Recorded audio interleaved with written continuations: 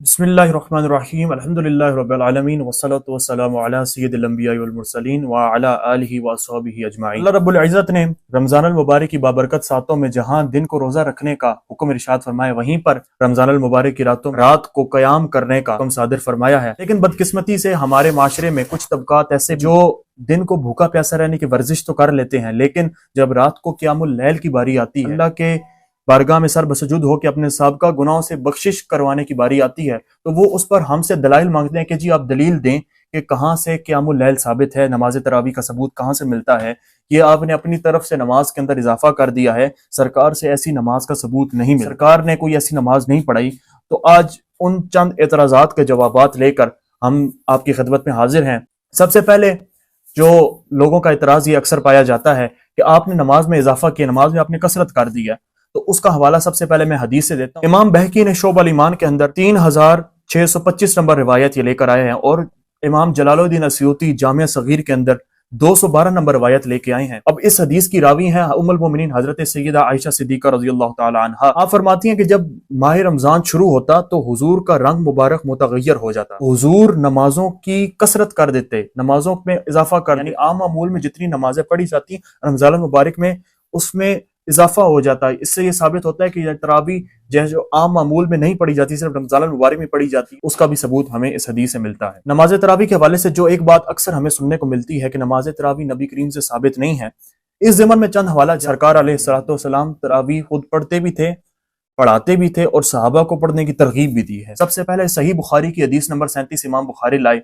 और तिरमिज़ी शरीफ में इमाम तिरमिज़ी, ये तिरमिज़ी शरीफ है मेरे पास, और इसके अंदर इमाम तिरमिज़ी हदीस नंबर 736, हदीस के अंदर इमाम तिरमिज़ी फरमाते हैं, काना रसूलुल्लाह सल्लल्लाहु अलैहि वसल्लम युरग़िबु फी क़ियाम रमज़ान, नबी करीम अलैहिस्सलातु वस्सलाम क़ियाम रमज़ान तरावी की तरगीब देते, और सरकार फरमाते कि जिसने रमजान शरीफ की रातों में ईमान के साथ और सवाब हासिल करने की नीयत से क़याम किया, उसके साथ को गुनाह बख्श दिए। उसके बाद इस हदीस के अगले पहलू इमाम तिरमिज़ी फरमाते हैं, फ़तुवफ़िया रसूलुल्लाह सल्लल्लाहु अलैहि वसल्लम वल अमरु अला ज़ालिक, रसूलुल्लाह सल्लल्लाहु अलैहि वसल्लम के विसाल तक यही सूरत हाल रही, फिर खिलाफत सिद्दीक़ अकबर और हजरत फारूक आज़म के शुरू में भी यही हालत रही। के विसाल तक तरावी होती थी, और हजरत जब खुलफाए राशिदीन शेखैन करीमैन का दौरे खिलाफत शुरू हुआ तो उसके अंदर भी तरावी, नमाज तरावी पढ़ी जाती थी। इसके बाद एक और हवाला सही मुस्लिम, ये मेरे पास सही मुस्लिम की शरह है, इमाम मुस्लिम जो है इस हवाले को लेकर आए हैं। हजरत अबू हुरैरा इस हदीस के रावी, सरकार अलैहिस्सलातु वस्सलाम रमजान शरीफ में क़ियामुल लैल की तरगीब इरशाद फरमाया करते थे। सही मुस्लिम की 1774 नंबर हदीस इमाम मुस्लिम लेके आए। इसके बाद जो नमाज तरावी जमात के साथ हम पढ़ते हैं उसका सबूत भी मिलता है।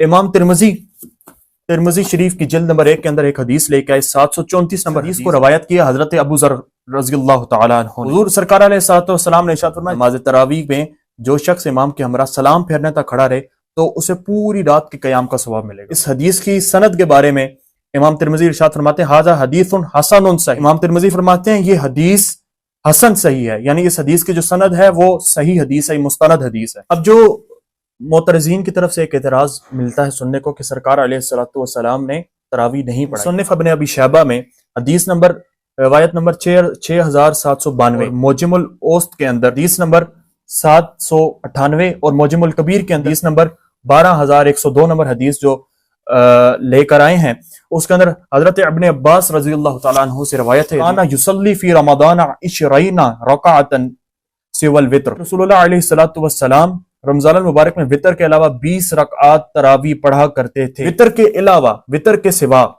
के सिवाय 20 रकात तरावी सरकार अलैहिस्सलातु वस्सलाम पढ़ा करते थे। जो लोग सर्फ नाफ से शनासाई रखते हैं उनके लिए काना जो है माजी बईद इस्तेमरारी इस्तेमाल हुआ, यानी हमेशगी के लिए कि सरकार की मामूल मुबारक था, सरकार पढ़ा करते। मोतरजीन की तरफ से एक हदीस पेश की जाती है जिस हदीस की रावी हजरत उम्मुल मोमिनीन सैयदा आयशा सिद्दीका रज़ियल्लाहु ताला अन्हा है। सही बुखारी के अंदर इमाम बुखारी 1129 नंबर हदीस लेकर आए हैं, जिसमें सरकार ने सहाबा के इज्तिमा में जमात के साथ नमाज तरावी अदा फरमाई। वो मोमिनीन हजरत सैयदा आयशा सिद्दीका रज़ियल्लाहु ताला अन्हा रिवायत फरमाती हैं कि सरकार एक दिन मस्जिद में तशरीफ लेके गए, वहां पर सरकार ने नमाज अदा फरमाई, आपके साथ सहाबा ने भी नमाज अदा फरमाई। फिर अगली रात भी यूं ही हुआ, लोग बहुत ज्यादा जमा हो गए। फिर तीसरी और चौथी रात सरकार अलैहिस्सलातु वस्सलाम अपने हुजरा मुबारक से, अपने काशाने अक़दस से बाहर तशरीफ नहीं लाए। जब सरकार अलैहिस्सलातु वस्सलाम सुबह को तशरीफ लाए تو سرکار علیہ الصلوۃ والسلام نے ارشاد فرمایا کہ میں رات کو اس لیے باہر نہیں آیا تاکہ مجھے خدشہ تھا کہ کہیں تم پر یہ نماز فرض نہ کر دی جائے، یفرضوا، مجھے خدشہ تھا کہ تم پر یہ نماز فرض نہ کر دی جائے۔ لیکن ہمارے سادہ لوگوں کو بہکا کر اس روایت کو معنی اور مفہوم اس کا اس طرح پیش کیا جاتا ہے، سرکار نے 3 دن نماز پڑھائی تاکہ امت پر فرض نہ ہو جائے، اس کے بعد سرکار نے چھوڑ دی۔ آپ لوگ اسے ضروری اور لازم اور ملزوم قرار دیتے ہیں۔ پہلی بات کہ یہ فرض اور واجب نہیں ہے بلکہ سنت موقدہ ہے۔ اس پہ ہم سنت موقدہ یہ کیسے ہے، اس پہ ہم انشاءاللہ آگے چل کر اسی ویڈیو میں حوالہ جات پیش کریں گے۔ اوپر والا اعتراض کہ سرکار نے صرف 3 دن نماز پڑھائی، ہمیں سب سے پہلے اختتام تشریع کا پتہ ہونا ضروری ہے، یعنی شریعت کا جو نزول ہے وہ کب ختم ہوا، امر اپنے اصل کو لوٹا۔ علماء فرماتے ہیں لما زالت علت تشریع بوفات رسول اللہ رجع الامر الى اصلہ، جب نبی کریم علیہ الصلوۃ والسلام کے وصال اقدس کے بعد تشریع کا معاملہ ختم ہوا تو امر اپنی اصل کی طرف لوٹا، یعنی جب حضور اپنی ظاہری حیات میں تھے تو شریعت کا نزول جو ہے وہ جاری تھا، شریعت نازل ہو رہی تھی۔ جب سرکار کا ظاہری دور ختم ہوا تو اس کے بعد امر اپنے اصل کی جانب لوٹا، یعنی شریعت کا نزول مکمل ہو گیا۔ سرکار علیہ الصلوۃ والسلام کے زمانے دور ظاہری کے اندر جو کام ہوتا تھا، اب اس کام کا حکم، جتنے بھی امر تھے سرکار کی زندگی کے، جتنے بھی معمولات تھے کہ شریعت کا کیا حکم ہے، شریعت کا ہر معاملے میں کیا حکم ہے، وہ کیسے صادر ہوتا ہے، اس کا جو حتمی فیصلہ ہے وہ تب ہوتا ہے جب تشریع کا معاملہ ختم ہوتا ہے اور امر اپنے اصل کی طرف لوٹتا ہے، اور وہ تبھی ہوتا ہے جب سرکار کا ظاہری دور جو ہے سرکار کا وہ ختم ہوا۔ سرکار اس نماز کو ضروری سمجھ کے پڑھتے تھے۔ اب ہم چلتے ہیں جی سنت موقدہ نماز تراویح کیسے، اس چیز کا علم ہونا ضروری ہے۔ سب سے پہلے ہمیں سنت کی اقسام کا پتہ ہونا اس میں ضروری ہے۔ سنت کی 3 اقسام ہیں، سنت فعلیہ، سنت تقریریہ اور سنت قولیہ۔ سنت فعلیہ وہ کام جو سرکار علیہ الصلوۃ والسلام نے خود کیا، وہ سنت فعلیہ ہے۔ سنت تقریریہ کیا ہوئی؟ سنت تقریریہ وہ سنت ہے کہ جو کام سرکار نے خود نہیں کیا، لیکن اگر حضور کے سامنے وہ کام کیا گیا تو حضور نے اس کی نکیر نہیں فرمائی، یعنی حضور نے اس کا رد نہیں فرمایا، حضور نے اس کا انکار نہیں فرمایا۔ سنت قولیہ جو وہ کام جس کام کا حضور نے کرنے کا حکم دیا، چاہے وہ کام حضور نے خود کیا ہو یا نہ کیا ہو۔ اب یہ سنت کی 3 قسمیں ہیں۔ اب ہم اس کو سامنے رکھ کے جو ہے تراویح کو سنت موقدہ کیسے ٹھہرتی ہے، ہم اس کو جو ہے وہ ڈسکس کرتے ہیں۔ جیسا کہ میں نے پہلے بھی حدیث پڑھی تھی کہ جس میں یہ بیان کیا سرکار نماز تراویح پڑھا کرتے تھے 20 رکعت، تو یہ سنت کی اقسام میں سنت فعلیہ ثابت ہوتی ہے۔ بعض معترضین کی طرف یہ اعتراض اکثر سننے کو ملتا ہے کہ تراویح جو ہے، نماز تراویح، وہ حضرت سیدنا فاروق اعظم رضی اللہ تعالیٰ عنہ کے زمانے میں شروع ہوئی، یہ ان کی سنت ہے۔ اکثر مرزا جیلمی بھی اس چیز کا اعتراض اپنی ویڈیوز کے اندر کرتا رہتا ہے، اور بعض روافظ کی طرف سے بھی اعتراض سننے کو ملتا ہے۔ امام بخاری صحیح بخاری کے اندر 2012 نمبر حدیث لے کر آئے، اس کا وہ غلط معنی عوام کے سامنے رکھتے ہیں۔ سیدنا عمر فاروق رضی اللہ تعالیٰ عنہ کے دور خلافت سے پہلے لوگ نماز تراویح ادا کرتے تھے، لیکن منتشر ہو کے، یعنی ٹولیوں کی شکل میں، الگ جماعت کی شکل میں نماز تراویح ادا کی جاتی تھی۔ حضرت فاروق اعظم نے سب کو اکٹھا فرمایا۔ صحیح بخاری شریف کی 2010 نمبر حدیث، جس کے راوی ہیں حضرت عبد الرحمن بن عبد القاری رضی اللہ تعالیٰ عنہ۔ حضرت فاروق اعظم نے جب یہ تمام معاملہ دیکھا تو حضرت فاروق اعظم نے فرمایا میں چاہتا ہوں کہ میں ان کو ایک قاری کے پیچھے جمع کر دوں تو یہ بہتر ہوگا۔ پھر آپ نے حضرت ابی بن کعب رضی اللہ تعالیٰ عنہ کو حکم فرمایا اور تمام صحابہ کو ان کے پیچھے جمع کیا۔ حضرت عبد الرحمن بن عبد القاری جو کہ اس حدیث کے راوی ہیں، وہ روایت کرتے ہیں کہ میں ایک مرتبہ پھر حضرت سیدنا فاروق اعظم کے ساتھ نکلا تو لوگ اپنے قاری کے ساتھ نماز ادا فرما رہے تھے، یعنی لوگ حضرت ابی بن کعب کے پیچھے نماز تراویح ادا فرما رہے تھے جماعت کی شکل میں۔ تو حضرت فاروق اعظم رضی اللہ تعالیٰ عنہ نے ارشاد فرمایا کہ یہ کتنی اچھی بدعت ہے۔ اب بدعت کی جو قسمیں ہوتی ہیں اس کے اندر میری ایک ویڈیو پہلے بھی جو ہے وہ اپلوڈ ہے، بدعت کی جو قسمیں میں نے آپ بیان کی تھیں اس کے اندر جو یہ بدعت سیئہ اور بدعت حسنہ، ایک بدعت وہ ہے جو اچھی بدعت ہے، ایک بدعت ہے جو بری بدعت ہے، ایک بدعت پہ ثواب ہے۔ تو اب یہ وہ حضرت فاروق اعظم وہ فرما رہے ہیں، لیکن بالفرض محال اگر ہم فرض کریں، اگر ہم آپ کی یہ بات مان لیں کہ حضرت فاروق اعظم کی سنت ہے تراویح، تو میں ایک بات کرنا چاہتا ہوں کہ جب میلاد شریف کی باری آتی ہے اور مدد اور استعانت ما فوق الاسباب اور ما تحت الاسباب کی باری آتی ہے اور دیگر مسائل جو اہل سنت کے ہمارے عقائد میں سے ہیں ان کی جب باری آتی ہے تو آپ کہتے ہیں کہ جو کام سرکار نے کیا اور سرکار کے صحابہ نے کیا ہم اس کام کے قائل ہیں، اس کے علاوہ باقی سب بدعت ہے۔ جب نماز تراویح کے اندر حضرت فاروق اعظم سے بالفرض محال اگر سے حضرت فاروق اعظم کی سنت ہے تو یہاں پر آپ وہ بات کیوں نہیں مانتے، وہاں پر وہ حکم یہاں پر صادر کیوں نہیں کرتے؟ تو یہاں سے بات ثابت ہوتی ہے کہ ایسے دوغلے ہتھ کنڈے جو ہیں دین اسلام کی اصل روح کو مسخ کرنے کے لیے جو अपनाए जाते हैं ये सब झूठ हैं।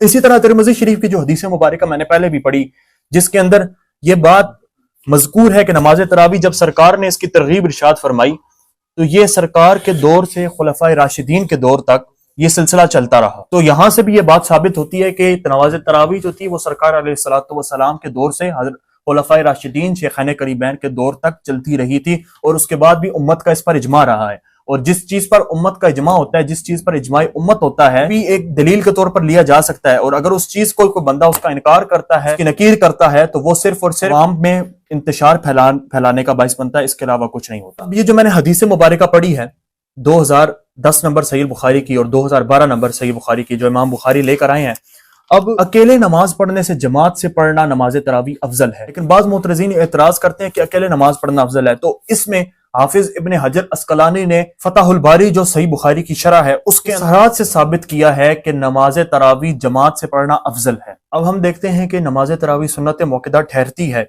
तो सुन्नत मौक़िदा की ताकीद कैसे होती है, सुन्नत मौक़िदा का हुक्म कैसे सादिर होता है, वो हुजूर के अफ़ाल के जरिए सादिर होता है। सबसे पहले मैं इब्न माजा शरीफ की हदीस नंबर 1328 में आपके सामने पेश करता हूं, और यही हदीस निसाई शरीफ के अंदर 2208 नंबर और 2210 नंबर इमाम नसाई लेके आए हैं। इस हदीस को रिवायत किया है हजरत अब्दुर्रहमान बिन औफ रज़ी अल्लाह तआला अन्हु ने। हुज़ूर नबी करीम अलैहिस्सलातु वस्सलाम इरशाद फरमाते हैं, इन्नल्लाह तबारक व तआला फरदा सियाम रमज़ान अलैकुम सननतु लकुम कियामा। नबी करीम अलैहिस्सलातु वस्सलाम इरशाद फरमाते हैं कि बेशक अल्लाह ताला ने रमजान के रोजे तुम पर फर्ज किए हैं और मैंने तुम्हारे लिए इसका कयाम नमाज तरावी को सुन्नत करार दिया। तो इससे सुन्नत मौक़िदा की ताकीद साबित होती है।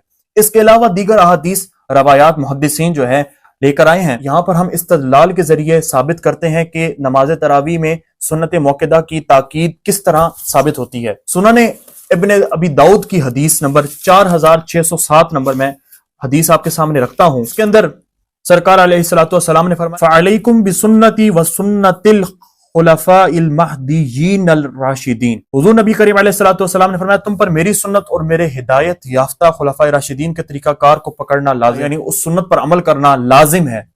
सरकार ने इसके लाजिम फरमाया है। लाजिम जब फरमा दिया सरकार ने, तो इससे ये ताकीद साबित होती है कि ये हुक्म मानना सरकार का लाजिम है। सरकार के इस फरमान से खुलफाए राशिदीन से नमाज तरावी पर ताकीद और मुआज़बत साबित होती है। खुलफाए राशिदीन से इसका मौक़िद होना साबित होता है। और अगर हम जो सुन्नत की इक़साम हमने जो है बयान की थी, उसकी रोशनी में देखें तो ये सुन्नत हुजूर की सुन्नत की जो इक़साम है ये सुन्नत कौलिया बनती है। एक और ताकीद कि सुन्नत मौक़िदा नमाज तरावी है। इसके बाद नबी करीम अलैहिस्सलातु वस्सलाम की एक और हदीस में आपके सामने रखता हूँ।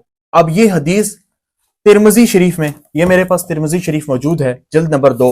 इसके अंदर इमाम तिरमिज़ी ने रिवायत नंबर 3595 और 3596 नंबर रिवायत लेके आए हैं।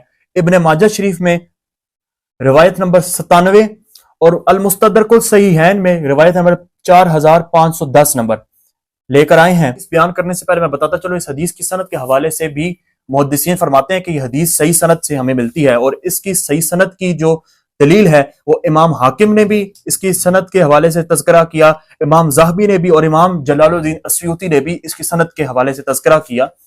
इमाम तिरमिज़ी हदीस को इरशाद फरमाते हैं, क़ाल रसूलुल्लाह सल्लल्लाहु अलैहि वसल्लम इक्तदू बिल्लज़ीना मिन बादी अबी बकरी व उमरा। हुज़ूर नबी करीम अलैहिस्सलातु वस्सलाम ने फरमाया, मेरे बाद वालों की यानी हजरत सिद्दीक़ अकबर और हजरत फारूक आज़म की पैरवी करना। और इसी से अगली रिवायत अगर हम तिरमिज़ी शरीफ में पढ़ें, इमाम तिरमिज़ी फरमाते हैं कि क़ाल रसूलुल्लाह सल्लल्लाहु अलैहि वसल्लम फ़क़्तदू बिल्लज़ीना मिन बादी व अशारा इला अबी बकरी व उमरा। हुज़ूर नबी करीम अलैहिस्सलातु वस्सलाम ने फरमाया, मेरे बाद वालों की पैरवी करना। जब हुज़ूर ने ये फरमाया तो साथ ही हुज़ूर नबी करीम अलैहिस्सलातु वस्सलाम ने हजरत फारूक आज़म हजरत सिद्दीक़ अकबर की तरफ इशारा फरमाया। व अशारा, हुज़ूर ने इशारा फरमाया। इससे हमें साबित होता है कि नमाज तरावी सुन्नत मौक़िदा है, और इसकी मुआज़बत और इसकी सुन्नत मौक़िदा की ताकीद जो है इन रवायात से साबित होती है। अब चंद रवाफिज अहले तशय्युं की तरफ से एतराज किया जाता है, वही एतराज जो मैं पहले इस वीडियो के अंदर तज़किरा कर चुका हूँ। जिस एतराज का ये उमर की सुन्नत है, नमाज तरावी नबी करीम अलैहिस्सलातु वस्सलाम से साबित नहीं है। इस हवाले से चंद मैं हवाला जात जो हैं अपनी किताब से तो पेश करूंगा ही करूंगा, इसके अलावा अहले तशय्युं की किताबों से भी मैं इसके चंद मुस्तनद हवाले उनके अकाबिरीन के मैं पेश करता हूँ। सबसे पहले हमारी कुतुब में से मुसन्निफ इब्न अबी शैबा के अंदर 7681 नंबर रिवायत और इमाम बैकी सुनन अल कुबरा के अंदर 4396 नंबर रिवायत लेके आए हैं। हजरत अबू अब्दुर्रहमान सलमा رضی اللہ تعالی عنہ سے یہ حدیث جو ہے مروی ہے، حضرت مولا علی کرم اللہ تعالی وجہ الکریم نے رمضان المبارک میں قاریوں کو بلایا اور ان میں سے ایک شخص کو 20 رکعات تراویح پڑھانے کا حکم دیا۔ حضرت مولا علی نے 20 رکعات تراویح پڑھانے کا حکم دیا۔ اس کے علاوہ اس کے ساتھ مختلف مستند روایات چاروں ہمیں اور ملتی ہیں اور چاروں مولا علی سے ثابت ہیں۔ چند حوالے روافظ یعنی اہل تشیعوں کی کتاب سے میں پیش کرنا چاہتا ہوں۔ سب سے پہلے اہل تشیعوں کی کتاب کی الکتب الاربع میں شامل ہوتی ہے الاستبصار جلد نمبر 1 کتاب الصلاۃ حدیث نمبر 1799 نمبر حدیث میں امام جعفر الصادق رضی اللہ تعالی عنہ آپ فرماتے ہیں اگر تجھ میں طاقت ہے تو نماز پڑھ، ان کے علاوہ جو تو 13 رکعات دن میں پڑھتا ہے 100 رکعات، اور ان کے علاوہ جو 13 رکعات رمضان کی راتوں میں، یعنی یہاں سے ثابت ہوا کہ رمضان المبارک کے اندر نماز تراویح عام نمازوں کے مقابلے میں ایک اضافی نماز جو ہے وہ اہل تشیعوں کی کتاب سے بھی ثابت ہوگی۔ اس کے علاوہ اہل تشیعوں کی کتب سے ایک اور حوالہ اسی جو الکتب الاربع میں جو ان کی کتاب ایک ملتی ہے الاستبصار جلد نمبر 1 کتاب الصلاۃ میں حدیث نمبر 1790 پچھلی روایت سے اگلی روایت ہے۔ یہ بھی امام جعفر صادق رضی اللہ تعالیٰ عنہ فرماتے ہیں جو لوگ نماز میں اضافے سے انکار کر رہے تھے کہ رمضان کے مہینے میں نماز میں اضافہ کیا جائے اور نماز زیادہ پڑھی جاتی ہے، حالانکہ نبی کریم علیہ الصلوۃ والسلام نے رمضان کے مہینے میں اپنی نماز میں اضافہ کیا۔ اسی طرح صراحت کے ساتھ ایک اور حوالہ اہل تشیعوں کی ایک اور کتاب تہذیب الاحکام کے جلد نمبر 3 حدیث اور روایت نمبر 3352 امام جعفر صادق رضی اللہ تعالیٰ عنہ فرماتے ہیں کہ حضور نے رمضان کی راتوں میں نماز میں اضافہ فرماتے اور ہر رات حضور نبی کریم علیہ الصلوۃ والسلام 20 رکعات ادا فرماتے، 8 رکعت مغرب کے بعد اور 12 رکعت عشاء کے بعد، اور آخری 10 راتوں میں حضور نبی کریم علیہ الصلوۃ والسلام 30 رکعت ادا فرماتے۔ تو جو روافظ کی طرف سے یہ اعتراض ملتا ہے کہ آپ نے اپنی نماز کے اندر بلا وجہ اضافہ کیا ہے، ان حوالہ جات کو سامنے رکھتے ہوئے اہل تشیع حضرات اگر پھر بھی نماز تراویح کا انکار کریں تو وہ اپنے ہی اکابرین اور فقہاء پر معترض بنتے ہیں۔ اب اس کے بعد چند خوارج کی جانب سے اعتراضات جو ہمیں سننے کو ملتے ہیں کہ نماز تراویح کی رکعات اور ادائیگی پہ اعتراض ملتا ہے۔ اکثر یہ اعتراض ڈاکٹر اسرار، مولوی اسحاق، مرزا انجینئر طارق مسعود کی جانب سے اعتراض سننے کو ملتا ہے، اور جتنی روایات میں نے پیش کی وہ سب صحیح سند کے ساتھ سیاستہ کی مستند روایات ہیں اور ان جتنے اس پورے موضوع پہ قطعی دلائل بنتے ہیں۔ لیکن اگر آپ ان کے اکابرین کی کتب سے دلیل میں آپ کے سامنے رکھنا چاہتا ہوں، شیخ ابن تیمیہ اہل حدیثوں کے نزدیک ان کا جو بڑا اکابرین میں شمار ہوتا ہے، شیخ ابن تیمیہ نے اپنے فتاوی میں روایت لکھی ہے کہ حضرت ابی بن کعب رمضان المبارک میں لوگوں کو 20 رکعات تراویح پڑھاتے اور 3 وتر پڑھاتے تھے، تو اکثر اہل علم نے اسے سنت مانا ہے، اس لیے وہ مہاجرین اور انصار صحابہ کرام کے درمیان ان کی موجودگی میں قیام کرتے 20 رکعات پڑھاتے اور میں نے انہیں کبھی اس سے نہیں روکا۔ تو اس بات سے یہ بات ثابت ہوتی ہے صراحت کے ساتھ کہ ان کی حوالے ان کی کتب میں بھی اس چیز کا حوالہ ملتا ہے۔ ایک اور حوالہ مجموعہ فتاوی نجدیہ میں شیخ عبداللہ بن محمد بن عبد الوہاب نے تعداد تراویح کی رکعات سے متعلق سوال کے جواب میں بیان کیا کہ حضرت عمر رضی اللہ تعالیٰ عنہ حضرت فاروق اعظم نے جب لوگوں کو حضرت ابی بن کعب کی اقتداء میں نماز تراویح کے لیے جمع کیا تو وہ انہیں 20 رکعات پڑھاتے تھے، تو جو 8 پڑھ کے بھاگ جاتے ہیں تو ان کے لیے بھی ایک لمحہ فکریہ ہے کہ حضرت فاروق اعظم سے، صحابہ کرام سے اور نبی کریم علیہ الصلوۃ والسلام سے صراحت کے ساتھ 20 رکعت تراویح ثابت ہے۔ ان تمام حوالہ جات کو کے بعد متفقہ فیصلہ اور اجماع سامنے آتا ہے کہ نماز تراویح سے متعلق جو ہے یہ حضور کے زمانے سے لے کر صحابہ کرام کا اجماع رہا اس پہ، اور دلائل اربع سے یہ نماز تراویح ثابت ہوتے ہوئے اور آج امت کا اس پہ اکتفا ہے، امت اور صحابہ کا اس پہ اجتماع ہے، اور اس کی نکیر کرنے والا یعنی اس کا انکار کرنے والا یقیناً انتشار امت کا باعث بنتا ہے۔ اللہ کریم ہم سب کو عمل کی توفیق عطا فرمائے اور ہمیشہ مسلک حق اہل سنت و جماعت، تعلیمات سید امام اہل سنت سید امام احمد رضا رحمۃ اللہ تعالی علیہ پر ہمیشہ کاربند رکھے۔ السلام علیکم ورحمۃ اللہ وبرکاتہ۔